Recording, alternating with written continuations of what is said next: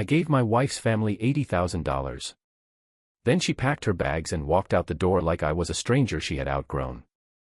Her mother called me, and instead of offering gratitude, she laughed and told me they had never really liked me. They thought that was the end of it. They believed I would accept the loss, swallow the humiliation, and quietly disappear from their lives. But they had no idea that someone on their side of the table had been watching the entire scheme unfold, and that person was ready to help me tear apart everything they had constructed using my inheritance. Here is how it all happened. I remember sitting at the kitchen table, holding the bank statement in both hands, staring at the number so long that it stopped making sense. $80,000, gone. But if I am being honest, it wasn't the money that made my hands shake. It was the conversation that came after. The things that were said. The way my wife, Elena, looked at me when she told me she needed space. The tone in her mother's voice when she admitted the truth on the phone. That combination of things, the money and the contempt, broke something inside me that took years to repair. Elena was standing in our bedroom doorway, her large suitcase standing upright beside her, a smaller bag slung over her shoulder.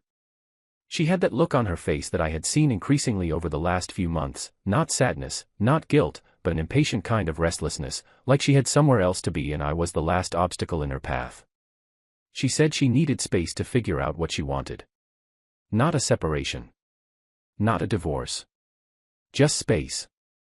As if 3 years of marriage and everything I had sacrificed could be filed under a vague request for personal time. I want to tell you who I was before all of this, because I think it matters. I grew up in a small town about 2 hours from the city. My parents died in a car accident on a rainy highway when I was 19 years old. I was at home studying for a college exam when the police knocked on my door. After that, I had no one. I had an older uncle who called once or twice a year, a few acquaintances from school who drifted away over time, and a grandfather I had never been particularly close to. His name was Howard, and after my father's passing, he went almost completely silent. Some old argument about money and stubbornness had driven a wedge between him and my father, and after my parents died, Howard never once reached out to bridge that gap. So I grew up learning to be self-sufficient. I put myself through a computer science degree, graduated, and found work at a small software startup. It wasn't a glamorous life, but it was steady. I had my own apartment, a manageable routine, and a quiet kind of loneliness that I had convinced myself was fine. I met Elena at the engagement party of a mutual friend. She was wearing a green dress and standing near the food table, laughing at something her friend had said, and the sound of her laughter genuinely stopped me mid-step. We started talking and didn't stop until the party wound down. She was working as a dental hygienist at a private clinic, and she had this warmth about her that made me feel like I had known her for years rather than hours. We exchanged numbers and started dating within the week. Those 18 months of dating were the happiest stretch of time I had known since before my parents died. Elena made me feel like I was part of something. Her family was warm and present in ways mine had never been. Her father, Arthur, was a heavy-set man with rough hands and a firm handshake. He ran a mid-sized landscaping and outdoor contracting business, and he had a habit of calling me son almost from the beginning. Her mother, Beatrice, had been a registered nurse for many years before stepping away from the profession due to some ongoing health problems. She cooked elaborate meals whenever I visited, always made sure I had enough on my plate, and frequently told me that Elena had made a wonderful choice. I soaked it all in. I was hungry for it in ways I didn't fully understand at the time. When Arthur clapped me on the shoulder and called me part of the family, I felt something warm settle in my chest. When Beatrice hugged me goodbye after dinner, I felt like a son again. I was aware enough to know that I was projecting, that I was filling a void in my life with these people, but I told myself that was okay. Lots of people find family in the people they marry. That is exactly the point of building a new life with someone. Elena and I got engaged after 18 months. I planned the proposal for weeks. I took her back to the botanical gardens near our city where we had gone on our third date, the one where we realized we were properly falling for each other. I had a ring I had quietly saved for over 4 months. When I got down on one knee, she started crying almost immediately, and the yes she gave me was barely audible through her tears. I thought, this is it. This is the beginning of the rest of my life. We got married in a mid-sized ceremony, not lavish but warm. Her whole family was there, loud and cheerful. My side of the room was considerably smaller, mostly friends from work and a couple of old college contacts, but I didn't feel the absence as sharply as I might have expected. I had Elena's family now. That was enough. The first 2 years of our marriage were genuinely good. We rented a 2-bedroom apartment in a decent neighborhood and spent our evenings cooking, watching shows, and talking about the future. We discussed buying a house. We quietly began conversations about starting a family. We weren't rich, but we were stable, and we were building towards something. Life felt purposeful. Then, Howard died. I got a call from a law firm in my hometown informing me that my grandfather had passed away and had named me his sole heir. The estate, after taxes and legal fees, came to approximately $120,000. I stood in the parking lot of my office building after receiving the news, and I didn't know what to feel. Howard and I had been essentially strangers for the last decade. There was no grief, exactly, more like a complicated mixture of guilt, confusion, and a sorrow for all the time that had been lost between us. The money felt strange. It felt like compensation for something that couldn't actually be compensated for. But practically speaking, it was a lifeline. I told Elena about it that evening, and she was ecstatic. We sat at the kitchen table with a notepad and started sketching out plans. A down payment on a house. A proper savings account.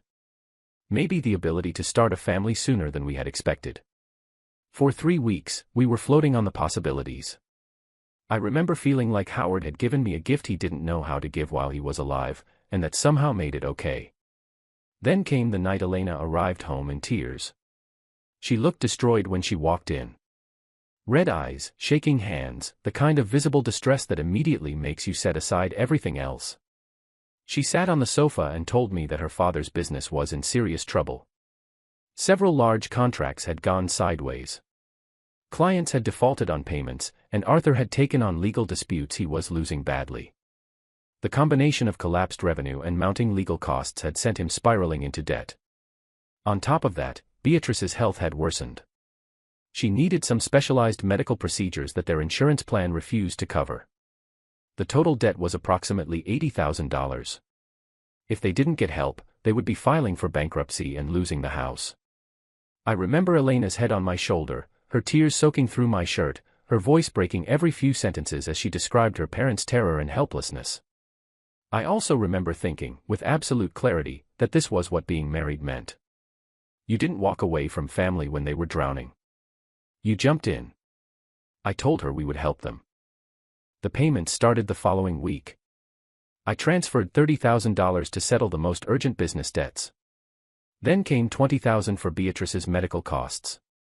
2 weeks after that, Elena came to me with a new bill, a legal retainer and court fee I hadn't been told about, another $15,000. I paid it. Then there was a creditor Arthur hadn't mentioned, a supplier threatening to take them to court. Another chunk gone. I started doing the arithmetic in my head, watching the inheritance shrink. $40,000 remaining.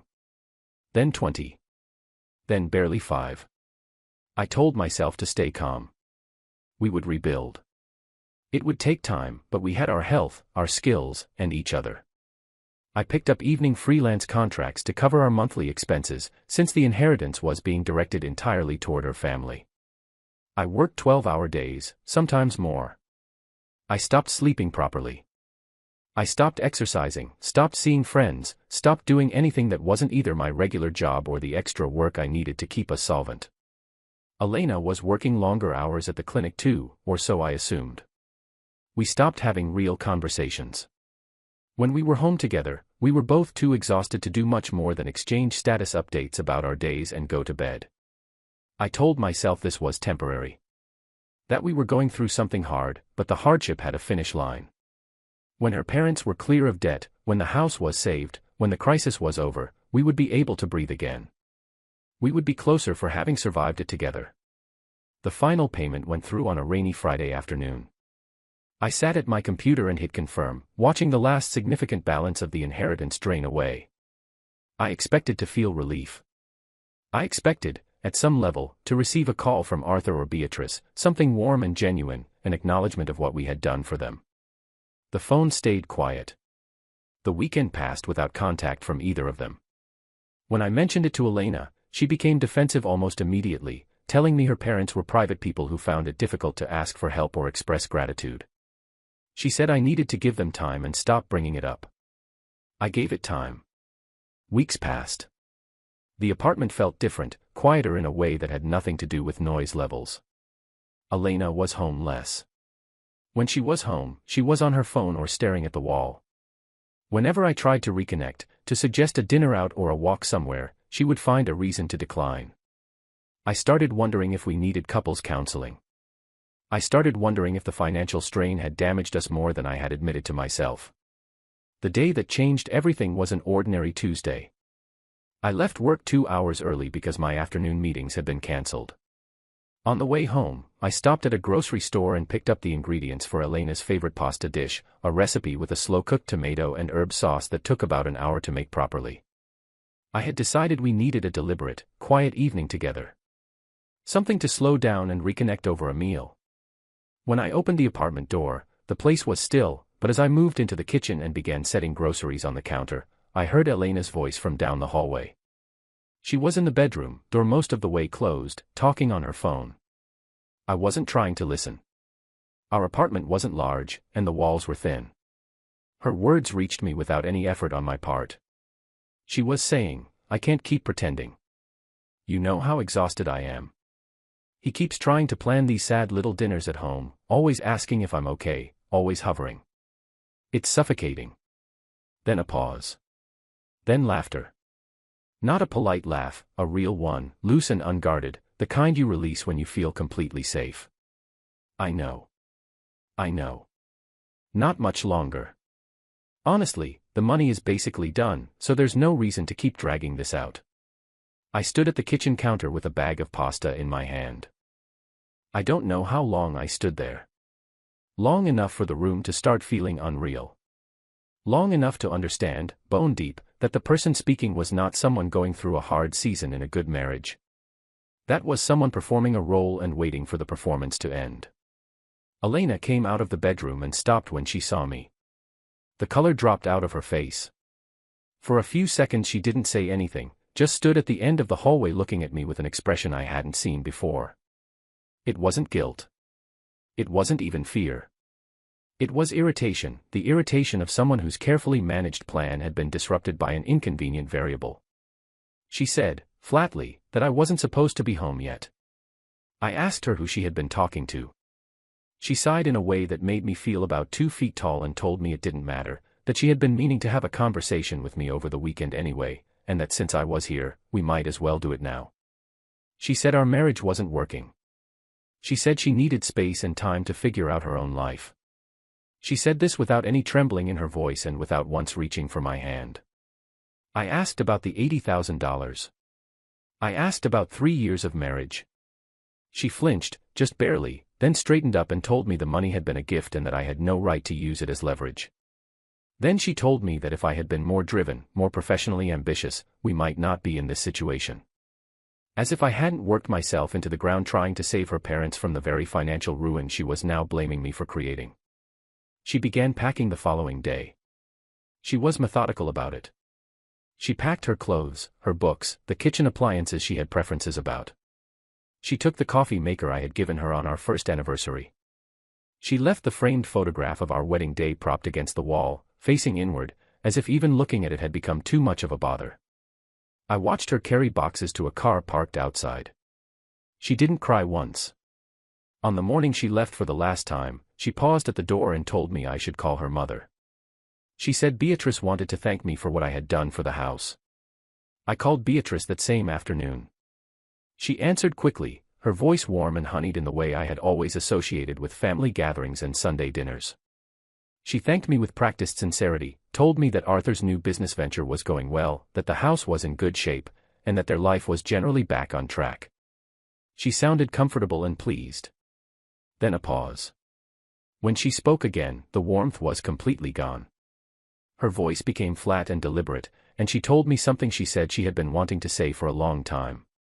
She told me that they had never really thought much of me. That I had always been a little too eager, a little too earnest, the kind of man who tries too hard and therefore makes other people uncomfortable. She said Elena had genuinely attempted to make the marriage work, but that I had never quite been the right fit for their family. She said this calmly and without any particular emotion, the way you might read a correction out loud from a printed document. The phone fell out of my hand and hit the floor. I could hear her voice, small and distant, still talking, but the sound of it was drowned out by something louder happening inside my head. I sat down on the kitchen floor because my legs simply stopped cooperating. I sat there for hours, maybe, while the room went from afternoon light to the gray-blue dimness of early evening. I didn't turn on a light. I just sat there and let the full scale of what had been done to me come into focus. They had used me. Not in the chaotic, unplanned way that sometimes happens when people are desperate and make poor choices. In a deliberate, coordinated way. Elena had played the role of a devoted wife with enough precision to keep me contributing for months. Her parents had staged a financial crisis calculated to absorb the exact amount of money I had available. The warmth, the handshakes, the Sunday dinners, the sun and the embraces and the tearful thank yous. All of it had been a costume worn by people who saw me as an opportunity and nothing else. I should have crumbled after that. Part of me did crumble. But another part, a part one hadn't known was there, quietly hardened into something cold and functional. Not rage. Not self-pity. Something more focused than either of those. I picked myself up off the kitchen floor, washed my face, and started thinking.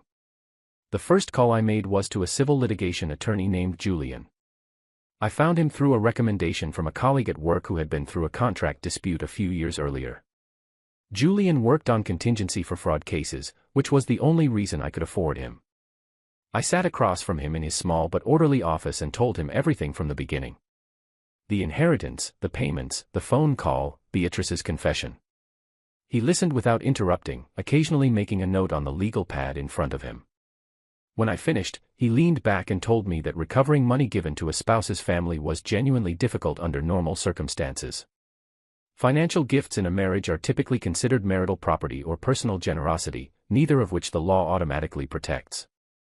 However, he said, if we could demonstrate that the marriage itself had been entered into under false pretenses, specifically for the purpose of accessing my assets, and that the financial emergency had been exaggerated or fabricated to extract money, we might have grounds for fraud and intentional financial abuse. He told me he needed evidence. Communications, financial records, anything showing that the emergency had been staged or inflated. I told him I wasn't sure I could get those things, but that I might know someone who could help. Elena had a younger brother named Leo. He was 24 years old, studying computer engineering at the state university, and he had always been noticeably different from the rest of his family. He was quiet where they were loud, uncomfortable at family gatherings where they were at home. He had a habit of looking away when the conversation turned to money, and I had always sensed that he didn't entirely approve of the family's dynamics, though I had never had cause to push on that sense. I reached out to him and asked if he would meet me for coffee. He agreed immediately, though he specified a small place near his campus rather than anywhere closer to his parents' neighborhood. When he arrived, he sat down across from me, wrapped both hands around his cup, and looked at me with an expression that mixed guilt with a kind of restrained fury I hadn't expected. He apologized before I could say anything. He said he was sorry for what had been done to me. He said he had known something was wrong for a long time and had not spoken up, and that he wasn't sure he could forgive himself for that silence. He told me that the man Elena had been seeing behind my back was named Derek, someone she had reconnected with through social media about 6 months before she left me. When I did the math, Derek had come into the picture while I was still in the middle of paying off her parents' debts. She had been managing 2 deceptions simultaneously. Then Leo told me the part that truly made the floor feel unsteady beneath me. When my grandfather's inheritance came through, Arthur had seen it as an opening.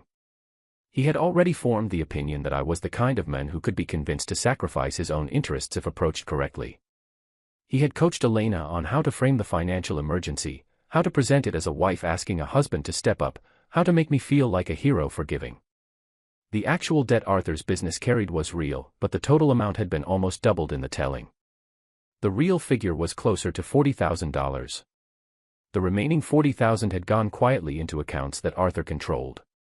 I spent the drive home with both hands tight on the steering wheel, breathing slowly, trying not to let the rage overwhelm the clarity I needed. When I got inside, I sat at my desk and wrote down everything Leo had told me in as much detail as I could. Then I called Julian. Over the following weeks, Leo became my source. He had access to his parents' home network and had the technical knowledge to retrieve email correspondence and financial documents that painted an extremely clear picture of what had happened. There were emails between Arthur and Beatrice discussing how much they could realistically ask for and how to time each new request to maximize what I contributed before I grew suspicious. There were text messages between Elena and Derek that went back almost to the beginning of the year. There were financial records showing Arthur's business accounts, the actual debts, and the gap between what had been claimed and what had actually existed. Julian built a case around fraudulent misrepresentation and intentional infliction of emotional distress. He was honest with me throughout the process.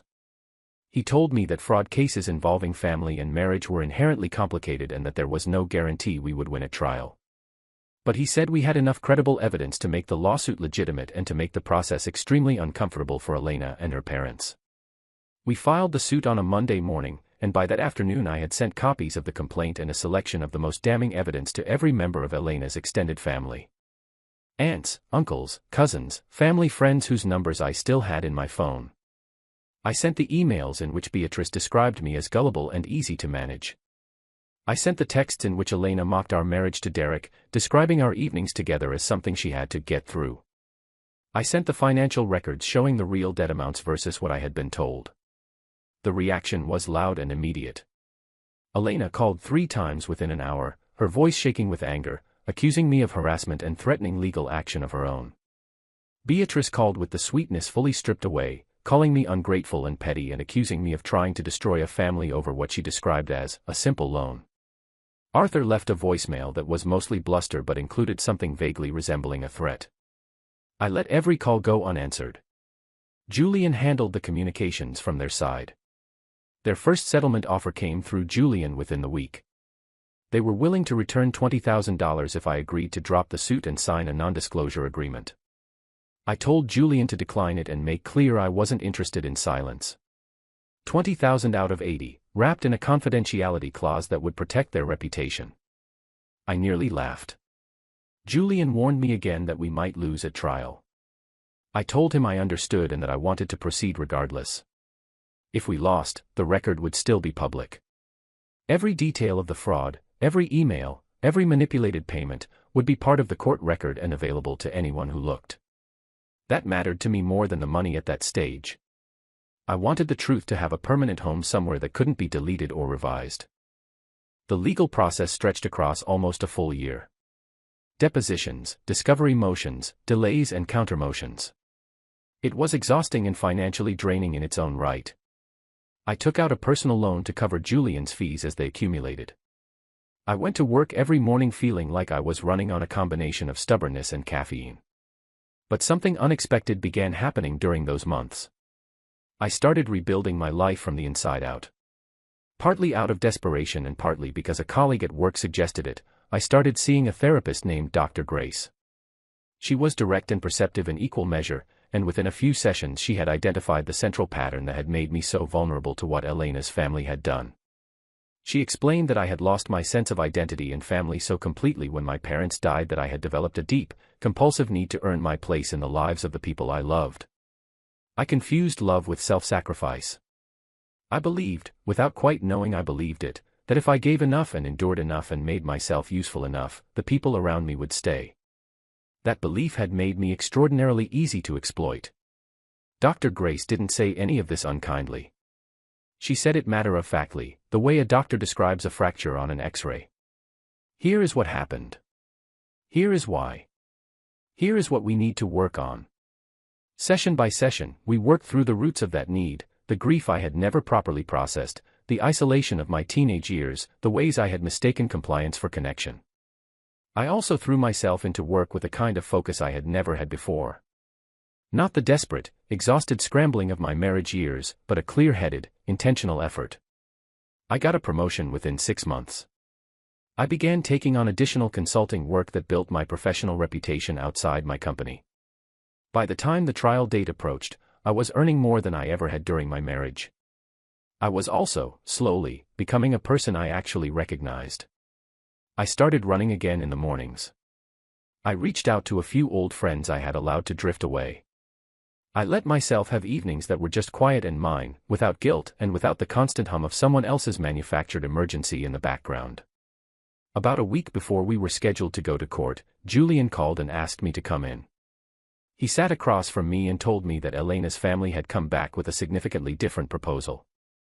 They were prepared to repay $60,000 in full, issue a public apology, and agree to an uncontested divorce with Elena making no financial claims on any of my assets or future earnings. The catch was a confidentiality clause. They wanted the details of the fraud, the emails, the evidence, the planning. All of it sealed. They would admit publicly to causing emotional distress in the marriage, but the word fraud would not appear anywhere in the public record. I thought about it for exactly 10 seconds. Then I said no. Julian looked at me carefully.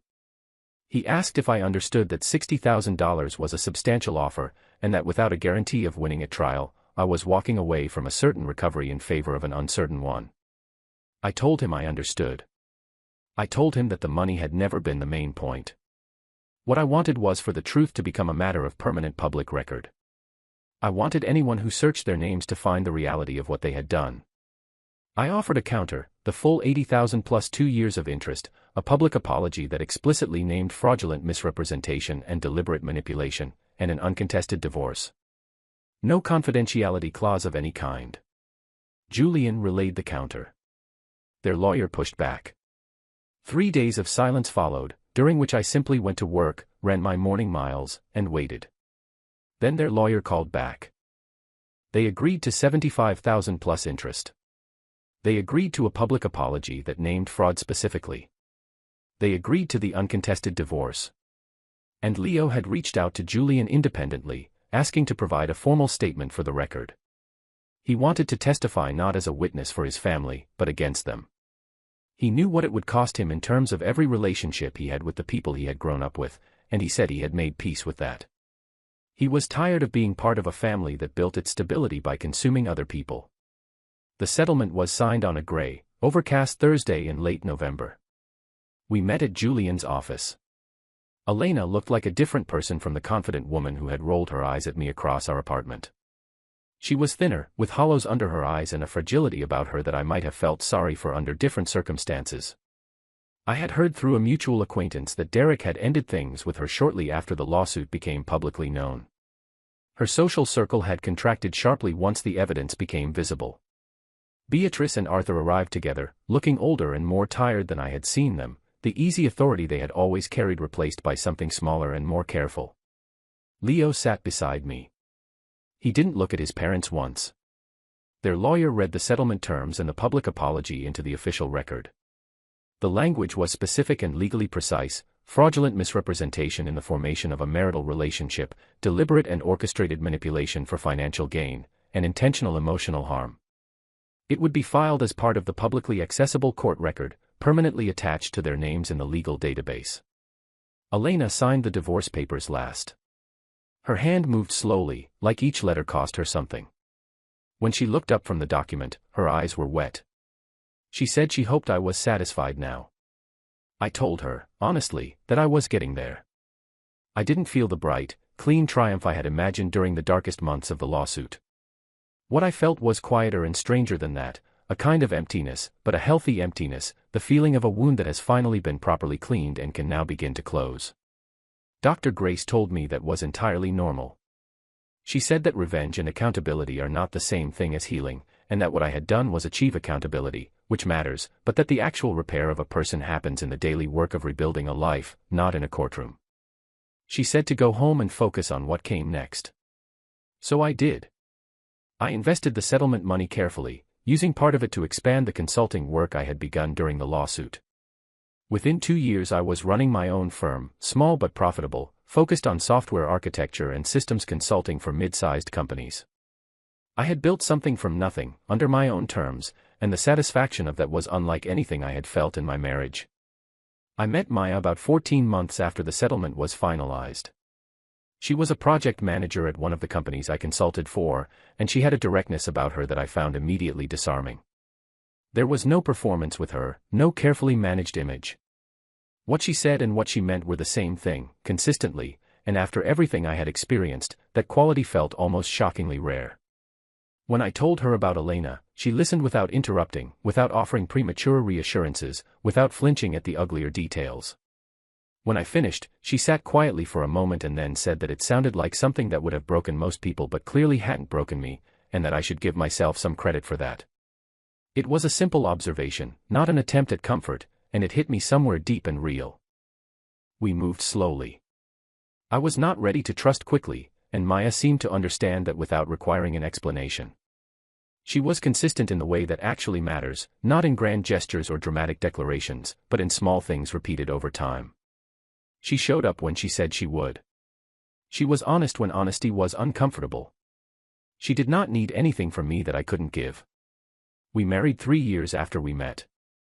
The ceremony was small and genuine, attended by the people who had actually been present for the hard years. Julian came, joking that I had been his most stubborn client and also his most satisfying one. Dr. Grace sent a handwritten card. Leo was there, having cut ties with his family permanently and built an independent life that seemed to suit him far better than the one he had been born into.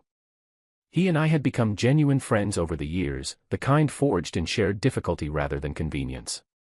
Elena had moved to another city within the year following the settlement and remarried quickly, a fact that surprised no one who had been paying attention. That marriage lasted less than 2 years. I heard about it through someone we had both known, and I registered the information without much feeling, the way you register weather in a city you no longer live in. Her parents had declared bankruptcy despite the money they had paid me. It turned out the debts I had known about were only a portion of the financial chaos Arthur had accumulated. The extended family had largely stopped speaking to each other. The structure that had presented itself to me as warmth and belonging had been a facade built on the same exploitation they had practiced on me, just directed toward each other in various smaller ways. I won't say I felt nothing about their collapse. I felt something, but it wasn't satisfaction. It was more like recognition. The acknowledgement that a thing built on dishonesty carries the seeds of its own destruction, and that those seeds, given time, find exactly the right conditions to grow. Sometimes I think about the version of me who sat on that kitchen floor the evening Beatrice laughed. That man had genuinely believed his worth was measured by how much he could give, by how thoroughly he could make himself necessary to the people around him. He believed that love was something you earned through sacrifice, and that if you sacrificed enough, you would eventually earn enough to be safe. He was wrong about all of it, and it took losing everything he had to understand why. I want to tell that version of me that the people who use your generosity as a resource are not a reflection of your value. They are a reflection of their own emptiness. I want to tell him that the family he was trying so hard to belong to was never going to let him in, because the family he was looking for doesn't work that way. The family worth belonging to is the one you build with people who choose you without an agenda. Maya and I talk about children sometimes. The conversations are cautious on my side, partly because the responsibility feels enormous, partly because I am still, even now, working through the instinct to protect myself from deep attachment. But the conversations happen, and they are honest, and that honesty feels like its own kind of progress. What I know is what I will not pass on. I will not teach a child that love is something you purchase through self-erasure. I will not model the idea that generosity without discernment is a virtue. I will teach boundaries, not walls. I will teach the difference between someone asking for help because they genuinely need it and someone manufacturing need because they have identified your willingness to respond as something they can use. That is a lesson I paid an expensive tuition to learn, and I will not make my children learn it the same way. The $80,000 is mostly beside the point now. It was recovered and reinvested and turned into the foundation of a business that has provided me far more stability and satisfaction than the inheritance ever would have on its own. Money that sat in a bank account became, through a strange and brutal series of events, the capital that forced me to become someone capable of building real wealth. I am not grateful for the betrayal. I would not thank them for what they did even if the outcome were 10 times better than it is. But I will say that the version of me who survived it is someone I respect in ways the earlier version never gave me reason to. They thought they were throwing away something disposable. They thought the earnest, eager man who sat at their dinner table and wanted so badly to belong was a person without depth or spine. They were mistaken. He just needed the right conditions to show who he actually was, and they, without meaning to, created exactly those conditions. I did not disappear. I sit in a house I own outright, paid for by work I am genuinely proud of, beside a woman who sees me clearly and stays anyway. I have a small firm of people who trust my judgment and produce work that means something. I have Leo, who chose truth over comfort at real personal cost, and who has become one of the most important people in my life. I have Dr. Grace's voice in my head every time I start confusing sacrifice with love, reminding me that a relationship that requires you to give until there is nothing left is not a relationship. It is an extraction. That is the actual ending of this story. Not the lawsuit. Not the signed apology. Not the collapse of a family that chose greed over decency. The ending is something quieter and more durable than any of those things, a man who learned what he was worth, and built a life that reflects it.